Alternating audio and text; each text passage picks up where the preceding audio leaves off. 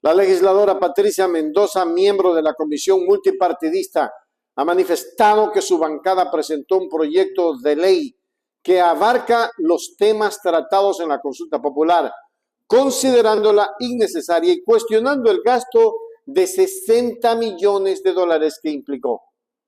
Mendoza señala que se abstuvo de votar por el proyecto de ley para la aplicación de la consulta popular y referéndum 2024, argumentando que no se incorporaron los aportes necesarios y que las penas propuestas por el Ejecutivo fueron copiadas sin un análisis profundo.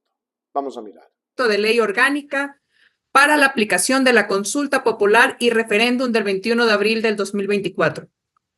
Y me refiero a ello dejando claro que conjuntamente con mi bancada, la de la Revolución Ciudadana, presentamos en el mes de enero el proyecto de ley reformatoria que atiende las preguntas de la consulta popular y evita el desperdicio del dinero ecuatoriano. Este proyecto de ley ya contenía aumentos de pena en los mismos delitos que el presidente Noboa propuso en su consulta popular. Entonces, presidente Noboa, resulta bastante inverosímil y hasta grosero que hoy se venga a insinuar siquiera que la Revolución Ciudadana no quiera aumentar las penas. El proyecto de ley estuvo listo antes de que usted decidiera despilfarrar los 62 millones de dólares en una consulta innecesaria. Pero ya estamos, ya hubo la aprobación de esa consulta popular. Se gastaron los 62 millones de dólares que de una forma disimulada o encubierta, lo que a usted realmente le interesaba consultar y que se aprobara era el trabajo por horas y el arbitraje internacional, preguntas en las que el pueblo ecuatoriano le dio un categórico y rotundo no. Ya entrando en materia en la comisión, mi voto fue en abstención por el respeto a la Constitución, a las leyes y el respeto a mis mandantes. Conjuntamente con mis compañeros comisionados, hemos trabajado en un proyecto de ley para primer y segundo informe, que debo reconocer fue bastante democrático, bastante técnico y responsable además. Dicho proyecto fue enviado con la convocatoria para la sesión del día sábado anterior. Dicho proyecto fue leído por casi 3 horas por parte del secretario de la comisión, pero con mucha sorpresa debo precisar que se votó por un texto que nadie, ni siquiera los que votaron a favor, tenían la certeza. ¿Y saben por qué? Porque jamás fue leído el contenido en detalle de la moción con las reformas que se plantearon distintas a las que se advierten en el informe que nos fue puesto en conocimiento en nuestros correos electrónicos.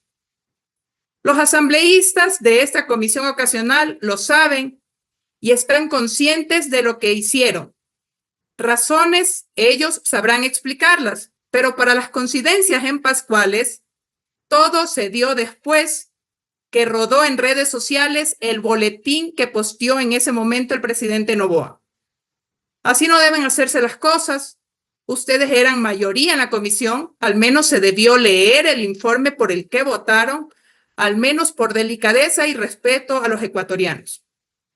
Y sí, me abstuve porque el informe que se envió y que se leyó no fue el que se emocionó y que posteriormente se votó. Por escrito y verbalmente he sido bastante clara en la comisión que mi bancada y quien habla estamos dispuestos a cumplir el mandato del pueblo en las urnas en incrementar las penas siempre que respetemos el principio fundamental de la proporcionalidad, siempre que apliquemos las técnicas de dosimetría penal y siempre que cumplamos con los límites que estableció la Corte Constitucional en su dictamen. La verdad, compañeros, que resulta bastante incoherente, por decirlo menos, que en la comisión recibimos, tanto en el tratamiento para primer y para segundo debate, por alrededor de 40 invitados, entre ellos las principales autoridades de la Fiscalía General del Estado, del Consejo de la Judicatura, de la Defensoría Pública, de la Defensoría del Pueblo, catedráticos y autoridades de varias universidades, abogados en libre ejercicio y expertos criminólogos. Y si por si fuera poco, estuvimos la Comisión General de la propia Corte Constitucional, quienes nos dieron lecciones de dosimetría penal y del principio de proporcionalidad de las penas. Y todos los comisionados constataron esto, y hoy me resulta sorprendente que no se consideren estos aportes, que no se consideren las observaciones hechas al respecto, y que lo que se pretenda aprobar en este pleno y entregarle al país sea una copia-pega de las penas que envió el Ejecutivo en sus proyectos de ley, y que a criterio de todos los invitados se trataría de puro populismo. Señor presidente, solicito que por secretaría, por favor, se permita la visualización de 2 videos. Proceda, señor secretario. Autorizado, presidente.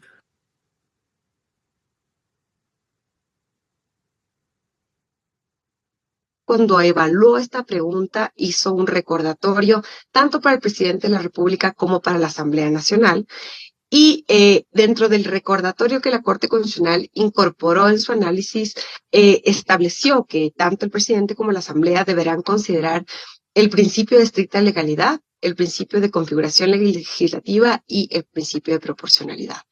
Más adelante, en sus párrafos 92 y 93 del dictamen, la Corte Constitucional fue muy específica en qué significa que la consulta, cuando se materialice en una reforma normativa, debe involucrar o deba tomar en cuenta los principios de estricta legalidad, de configuración legislativa y de proporcionalidad. Significa.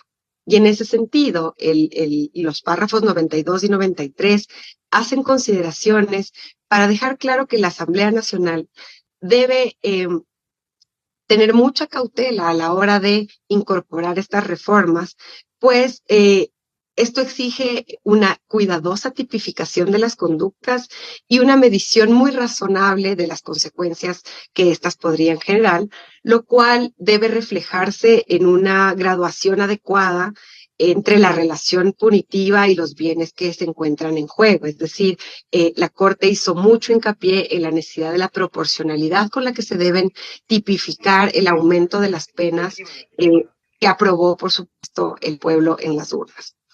Así, la Corte Constitucional afirmó que puntualmente la Asamblea debería asegurar la existencia de un debate amplio con un alto grado de representación democrática a la hora de aprobar estos aumentos de penas, y estableció que el rol de la Asamblea era que la Asamblea no podía olvidar que dentro de su rol se encontraba el hecho de que tenga que intervenir como un garante de los derechos en este proyecto que involucra el aumento de penalidades. Y aquí yo quiero hacer un pequeño hincapié, porque muchas veces nosotros tenemos esta idea de que, bueno, la Asamblea Nacional lo que va a hacer ahora es deliberar sobre el aumento de las penas, y esa es la función que tiene que cumplir la Asamblea Nacional, y ahí se agota su función. Y en realidad la Corte Constitucional, cuando hizo el análisis de estas preguntas y aprobó la constitucionalidad de estas, y estas lograron arribar a un plebiscito que fue aprobado por el pueblo ecuatoriano, dejó sentado en su dictamen que la Asamblea Nacional cumple un rol muy importante, no solamente porque es el agente exclusivo en el que se puede crear esta deliberación que dé lugar al aumento de penas, sino que en ese contexto de la deliberación, la Asamblea Nacional tiene un rol preponderante a la hora de proteger los derechos que se encuentran en juego cuando se debate el aumento de las penas, que es el deber de la Asamblea, la protección del contenido esencial de los derechos que se encuentran en juego dentro de esta reforma normativa. La Corte Constitucional, de igual manera, hizo hincapié en la necesidad de que la reforma, especialmente esta reforma que tiene que ver con el aumento de penas, no olvide que en nuestra Constitución de la República ya existe una orientación de la política penal, y esa orientación de la política penal está anclada en la rehabilitación de los sujetos y sobre todo al permitir y al velar por la dignidad de las personas que se encuentran en juego dentro de un proceso penal o que han sido condenadas dentro del contexto de un proceso penal. Estas son las consideraciones.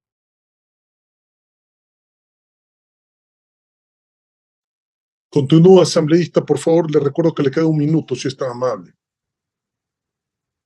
Si bien la Fiscalía General del Estado es respetuosa del mandato soberano, recomienda que el aumento de penas observe estándares proporcionales con el fin de evitar que el mandato del comportamiento que mandan las normas jurídicas no se desdibuje. Y respecto, el profesor Luzón Peña, profesor de Derecho Penal de la Universidad de Alcalá en España, es muy didáctico al explicar las consecuencias de la inobservancia de la proporcionalidad de las penas, al establecer que, abro comillas, si un hecho es poco grave, no se puede castigar igual que otro más grave, porque así lo requiere la eficacia e idoneidad preventiva general de las penas, finalidad que se encuentra contenida en el Código Orgánico Integral Penal, ya que si se castigaran igual los hechos poco graves que los graves, no habría mayor intimidación e inhibición para cometer delitos graves, cuya frecuencia podría aumentar. Y además se produciría una gravísima confusión en los esquemas valorativos de los ciudadanos y la sociedad. En suma, la proporcionalidad es necesaria para un adecuado funcionamiento de la prevención general de la pena.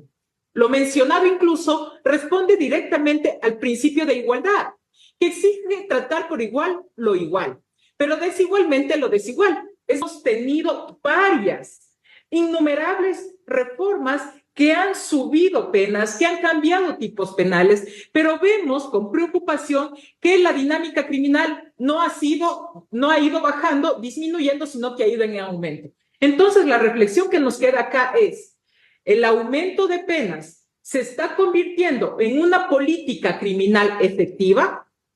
Eso queda para el análisis. Creo que la respuesta es más que clara, porque pese al aumento de las penas, el índice de criminalidad no ha bajado. Entonces vemos que se debe a otros factores que debería implementarse como política de Estado a nivel general y que tiene que ver con otros factores, no necesariamente con el aumento o el incremento de penas.